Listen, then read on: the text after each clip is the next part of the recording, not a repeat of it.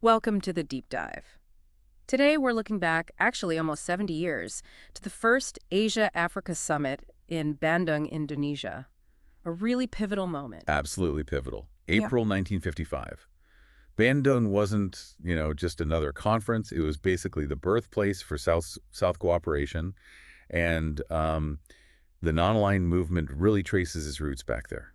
And we should mention, for you listening, especially if you're preparing for the UPSC exams, your mains, current affairs, getting a handle on Bandung is, well, it's crucial context for today's global scene. Exactly. It helps make sense of international relations now.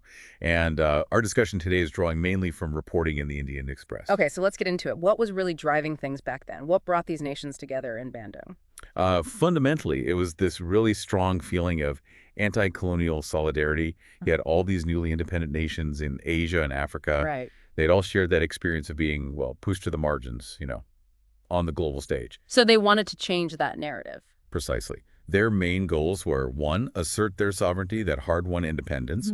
2, figure out how to make foreign policy on their own terms without getting sucked into the Cold War.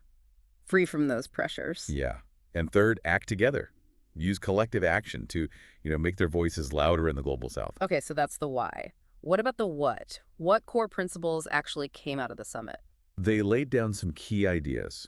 Political independence, obviously number 1. Mutual respect for sovereignty, like respecting each other's borders and rights. Seems straightforward, but probably wasn't back then. Not at all. Then, non-aggression. Non-interference, a big one. Don't meddle in each other's internal business. And finally, sticking to the principles of the UN Charter. That was their baseline for international law. Interesting. And the Indian Express piece mentions South Africa specifically using Bandung. How did that work? Yes, that's a really telling example of Bandung's immediate impact. The ANC, the African National Congress, actually sent a delegation, Moses Kotane and Malvi Chichalia. And they went there specifically to talk about apartheid, to bring it to the world's attention, right on this new international stage. It gave their struggle huge visibility when many Western countries were still quite reluctant to condemn South Africa strongly. Right, gave it legitimacy and a platform. Okay, let's jump to today.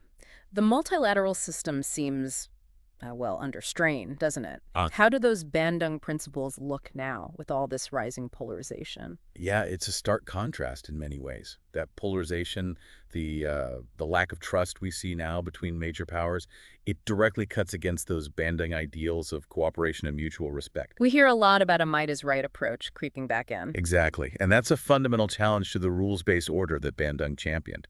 You see it playing out in, for example, the UN Security Council. Paralysis there. Right. The difficulty in getting agreement, taking decisive action on big crises, it reflects this erosion of multilateralism. And India's Prime Minister Modi has, at times, called some international bodies irrelevant.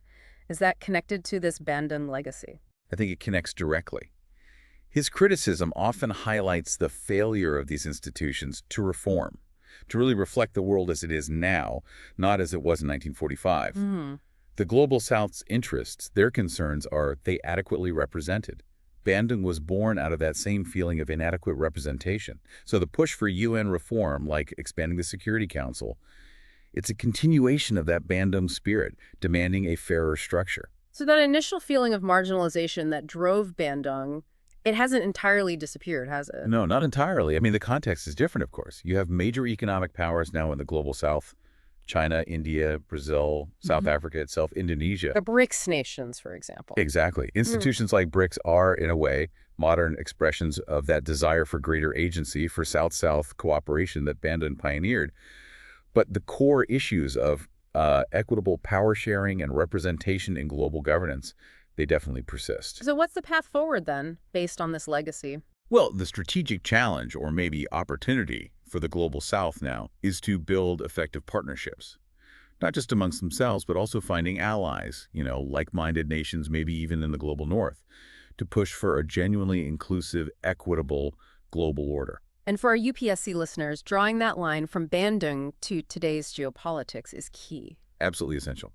Understanding Bandung's principles, sovereignty, non-interference, collective action, the push for a multipolar world gives you the framework to analyze current events, like dates on UN reform, trade disputes, or responses to global crises. So the Bandung spirit, this vision of a fairer world where the Global South has a real voice, it's still very much alive, or at least the need for it is. Very much so. The need to reshape multilateralism to make global governance more representative and effective, that's a direct echo of what started in Bandung. It feels like the work the architects of Bandung started is far from over. It demands leadership from the Global South today. It certainly does. And maybe a final thought for you, our listener. As you study current international relations for your exams, actively think, how do these core Bandung ideas map onto the situations you're reading about? Where do they align? Where do they perhaps clash with reality today? That's a great point to reflect on. Okay, that's all we have time for in this deep dive. If you found this discussion on the Bandung Conference using insights from the Indian Express helpful for your UPSC journey, do give us a like and subscribe. And please drop your questions or comments below. We'd love to hear from you and potentially address your queries in future discussions.